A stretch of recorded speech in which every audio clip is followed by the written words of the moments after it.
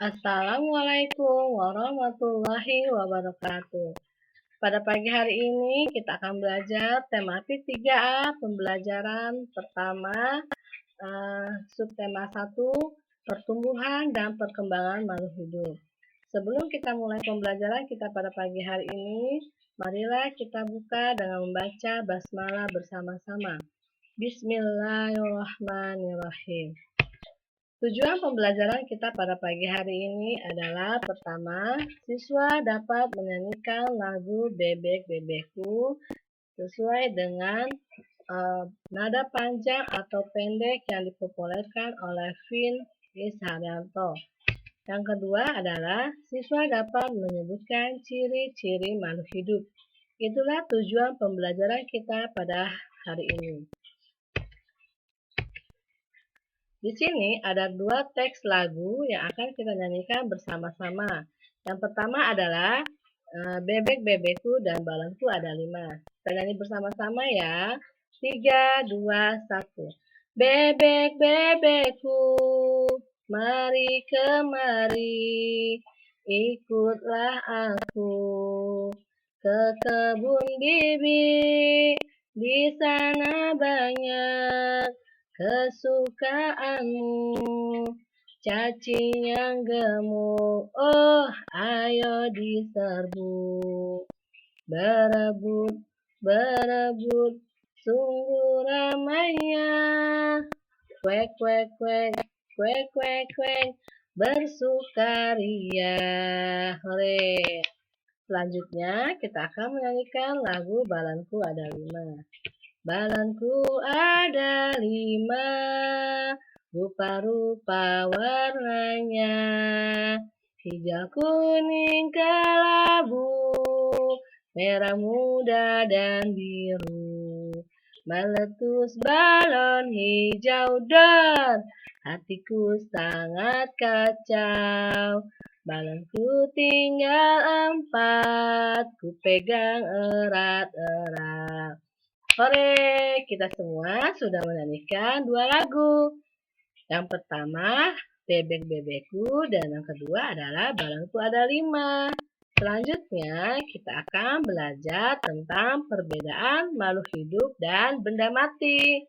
Di sekitar kita terdapat berbagai macam benda. Ada manusia, ada hewan, ada tumbuhan, ada balon, dan lain-lain.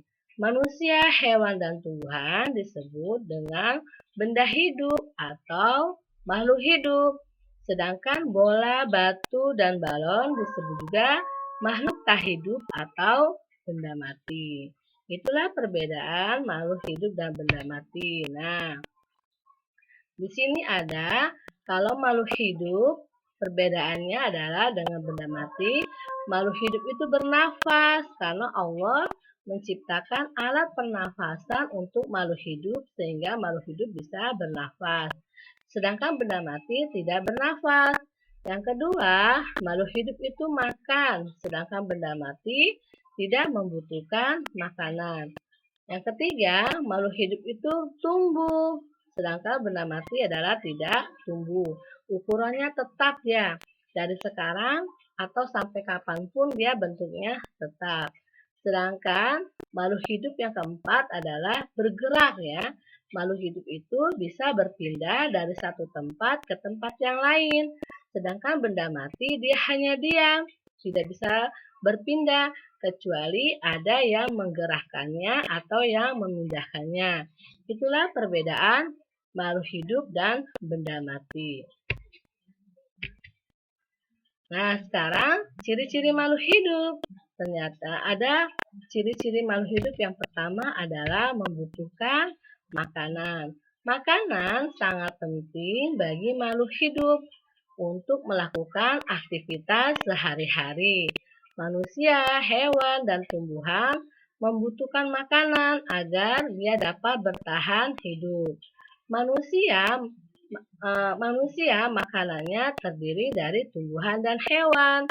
Ini contoh makanan manusia yang berasal dari tumbuhan ada bayam, kangkung, brokoli, Sedangkan makanan manusia yang berasal dari hewan adalah daging ayam, daging sapi, dan ikan. Begitu juga dengan hewan. Hewan makanannya ada yang berasal dari tumbuhan dan ada yang berasal dari hewan.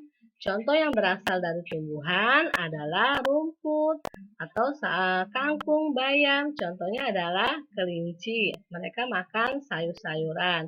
Sedangkan makanan hewan yang berasal dari hewan lain adalah ikan yang besar memakan ikan yang kecil-kecil. Nah, apakah tumbuhan juga makan, Miss? Iya, benar. Tumbuhan juga makan.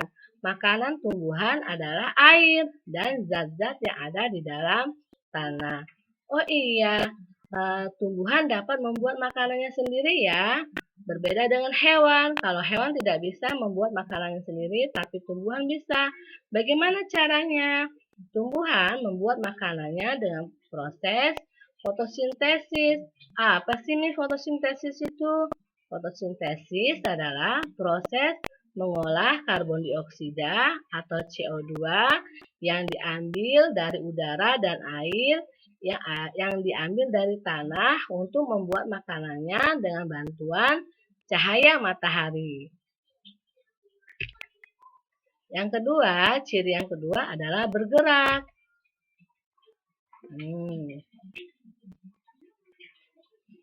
Ya, pada manusia bergerak untuk berpindah tempat dengan dilakukan dengan menggunakan kaki. Kita ke sekolah dengan berjalan kaki. Kita berolahraga, melompat, dan berlari dengan kaki. Kaki memudahkan kita berpindah tempat dari satu tempat ke tempat yang lain. Bagaimana dengan hewan, Miss? Hewan bergerak dengan berbagai cara. Ada yang dengan kaki, contohnya adalah kanguru. Kanguru bergerak dengan cara melompat menggunakan kakinya. Terus, ada hewan yang bergerak dengan menggunakan perutnya. Contohnya adalah hewan yang melata, cacing, ular, itu menggunakan perutnya.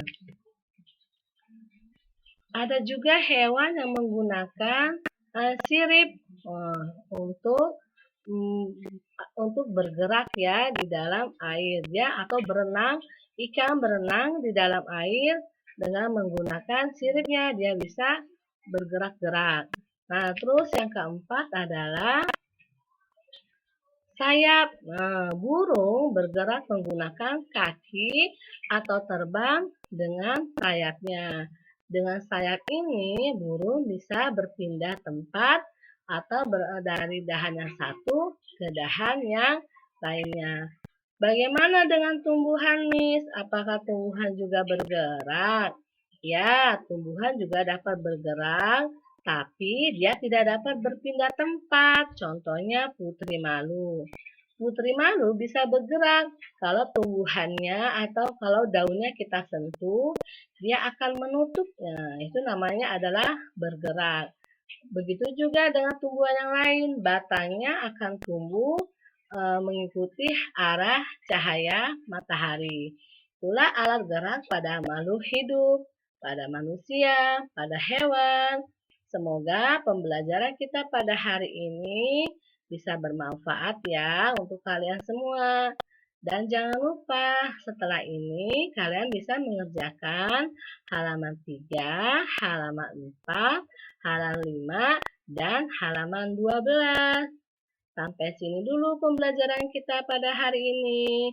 Miss Lini akhiri dengan membaca hamdalah. Alhamdulillahirabbil alamin. Wassalamualaikum warahmatullahi wabarakatuh.